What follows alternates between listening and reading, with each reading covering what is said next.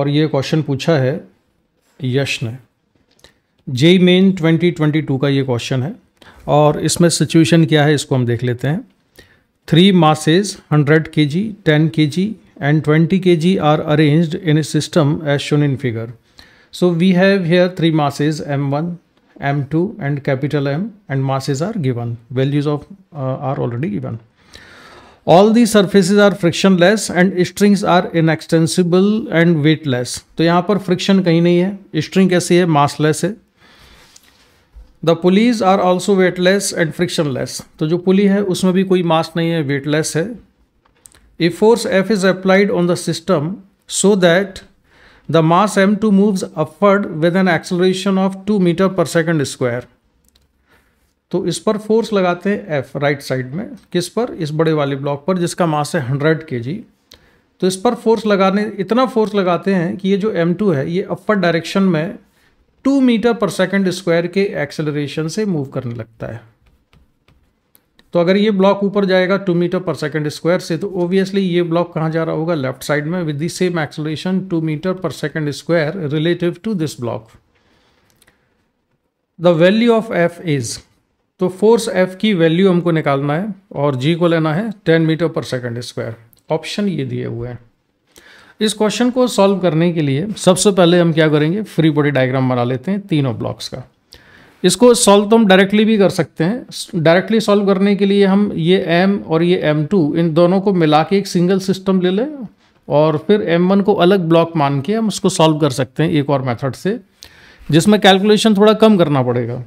लेकिन वो चीज़ें तब करना चाहिए जब हमारा जो प्रैक्टिस है काफ़ी ज़्यादा हो जाए। तो इसलिए मैं अभी उस मेथड पे ना जाके इस क्वेश्चन को सॉल्व करता हूँ सिंपल अप्रोच से। तो उसमें हम तीनों ब्लॉक का फ्री बॉडी डायग्राम बनाते हैं। तो इस फ्री बॉडी डायग्राम में सबसे पहले है ये जो आप ब्लॉक देख रहे हैं कैपिटल M, जिसका मास 100 kg है। इस पर एक तो ग्रेविटेशनल फोर्स लगा हुआ है mg और एक फोर्स F2 लगा हुआ है। ग्राउंड से नॉर्मल रिएक्शन है, उसको हमने नाम दिया है ng के बराबर।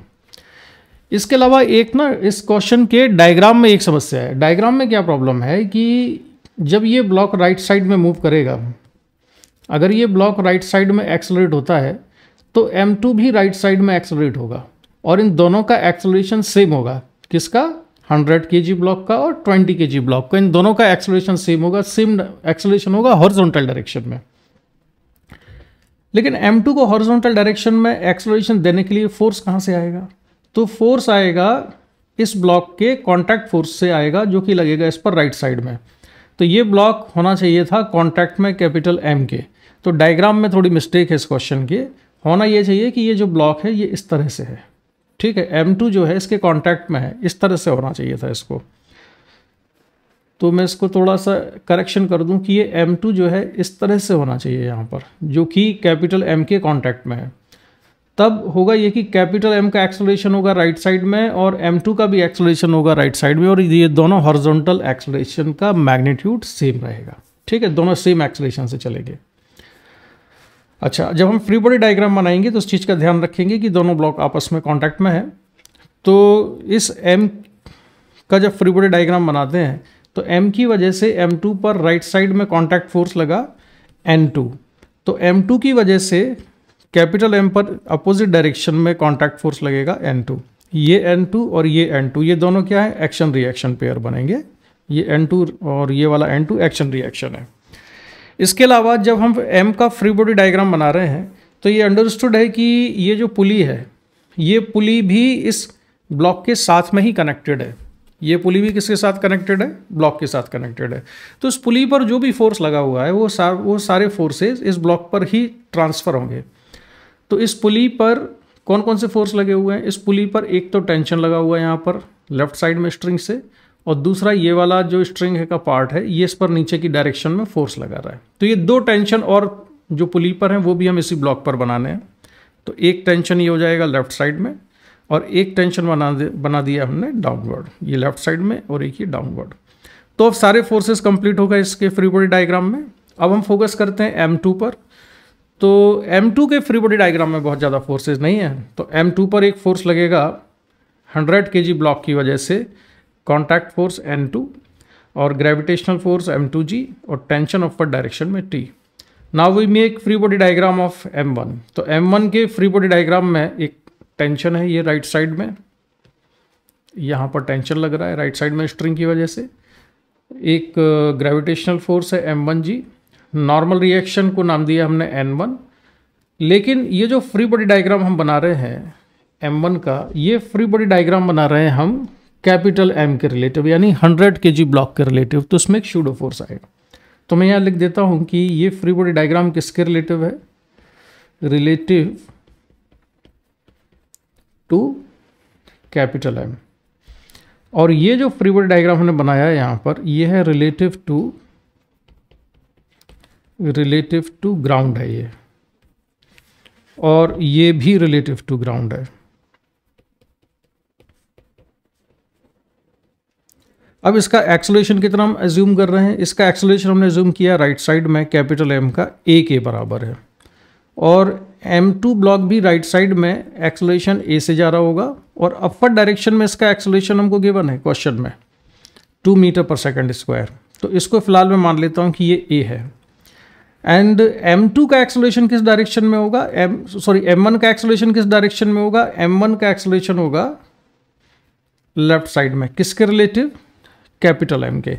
यानी एक ऑब्जर्वर को अगर हम यहाँ पर बिठा दें, एक ऑब्जर्वर यहाँ बैठा हुआ है, तो इस ऑब्जर्वर को, ये कहाँ बैठा हुआ है 100 kg पर, तो इस ऑब्जर्वर को m1 लेफ्ट साइड में एक्सेलरेट होते हुए दिखेगा। कितने एक्सेलरेशन से, उतने ही एक्सेलरेशन से जिस एक्सेलरेशन से m2 ऊपर आएगा। अगर वो a से ऊपर आ रहा है तो ये भी लेफ्ट साइड में a से जाएगा फॉर दिस ऑब्जर्वर, ठीक है। और एक चीज़ ध्यान रखें, m2 के पास दो एक्सेलरेशन है, एक है हॉरिजॉन्टल डायरेक्शन में कैपिटल A जो कि कैपिटल M के बराबर है, और एक अपवर्ड डायरेक्शन में है A, और इसका एक्सेलरेशन भी कितना हो जाएगा A। तो अब सिचुएशन क्लियर हो गई है। अब हम न्यूटन सेकंड लॉ से इक्वेशन लिखेंगे। अच्छा, फ्री बॉडी डायग्राम में हमने जो शो किया है m1a, ये क्या है, ये शूडो फोर्स लगा हुआ है, शूडो फोर्स है m1 पर। और ये क्यों है, क्योंकि हमने इसका फ्री बॉडी डायग्राम बनाया है कैपिटल M के रिलेटिव। न्यूटन सेकंड लॉ से हम सबसे पहले इक्वेशन लिखते हैं इस ब्लॉक पर हॉरिजॉन्टल डायरेक्शन में। तो F minus T minus N2 equal to F minus T minus N2 equal to MA। M2 पर हॉरिजॉन्टल डायरेक्शन में इक्वेशन लिखते हैं हम N2 equal to mass into acceleration, तो N2 इक्वल टू M2A। ये capital A और ये capital A same है, ये दोनों एक्सेलरेशन हॉरिजॉन्टल डायरेक्शन में है, कैपिटल M का, ये M2 का।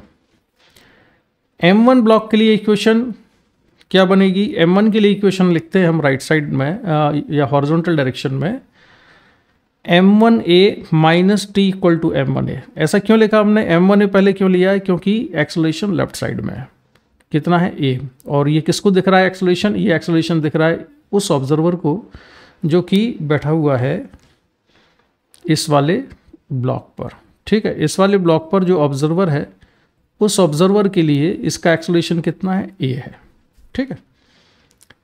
अच्छा, ये इक्वेशन हमने लिख दी इसकी। इसके बाद चौथी इक्वेशन हम किस पर लिख रहे हैं, वर्टिकल डायरेक्शन में लिख रहे हैं M2 पर। तो ये T, ये M2G, एक्सेलरेशन अपवर्ड है, तो T minus M2G equal to M2A। तो ये चार इक्वेशन हमारे पास आ गई हैं। इन चार इक्वेशन को सॉल्व करके हम आंसर निकाल लेंगे। तो सबसे पहले हम क्या काम करते हैं, इस इक्वेशन का यूज़ करते हैं। M2 हमको मालूम है 20 kg है, और ये स्मॉल a क्वेश्चन में गिवन है 2 मीटर पर सेकंड स्क्वायर। तो ये वैल्यू सब्स्टिट्यूट करने पर हमको टेंशन की वैल्यू मिल जाएगी। तो ये दोनों वैल्यू सब्स्टिट्यूट करने पर टेंशन आ जाता है 240 न्यूटन। अब जब टेंशन हमारे पास आ गया है, तो अब हम फोकस करते हैं कौन सी वाली इक्वेशन पर, इस पर, थर्ड इक्वेशन पर।